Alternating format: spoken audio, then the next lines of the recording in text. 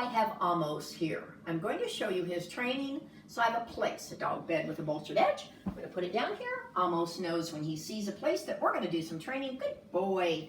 And Amos knows he is always rewarded for getting on his place the first time. Amos has been taught to lie down by me taking one finger, pointing at his nose, and then pointing at the ground in front of him and asking him to lie down. If I want him to sit from that position, I'm going to cup my hand and draw straight up from his nose.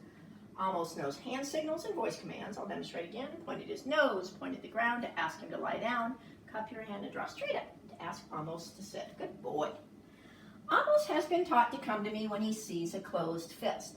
That's how I convey to Amos that I want him to come where I'm at. Amos knows when he sees a closed fist, his job is to come over, put his nose on my fist, and then sit afterwards.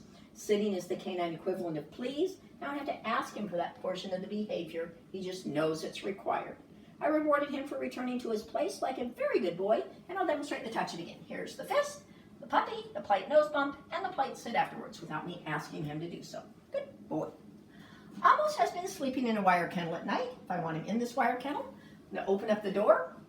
If he didn't walk in, I would pat the bedding, reward him when he's all the way inside, and shut the door. Good boy, Amos. Free puppy. Amos has always ridden in a plastic kennel in the car. The principle is the same. Open up the door, pat the bedding, reward him when he's all the way inside, and shut the door. Good boy, free puppy.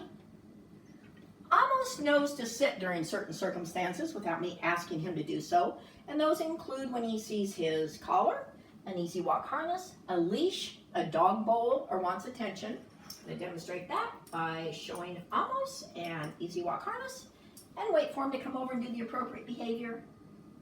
Very nice. Once he comes over and sits politely without me asking him to do so, I can slip the harness over his head. The rule is when I have a collar, a leash, or a harness, Amos has to sit close enough to me that I don't move my feet. Because if I have to take one step towards him today, tomorrow I'm going to be taking 2 steps, and by the end of the week, I'm going to be chasing a puppy named Amos around the house. So if he doesn't sit close enough to you, you can make a little kissy noise. That reminds him to move closer. You also want to remember to work with Amos in a small area with less distractions in the beginning. But that young man was perfect. And the last thing that he knows, Amos knows when he sees a dog bowl. If he wants the contents of that bowl, there's a behavior he must provide. Amos, pop, pop, pop. I'm going to show him the bowl. Amos, he says, I found a cute puppy in the mirror. Wait for him to sit politely without me asking him to do so, and then I can reward Amos with the contents of the bowl. There he is, your very handsome boy, Amos.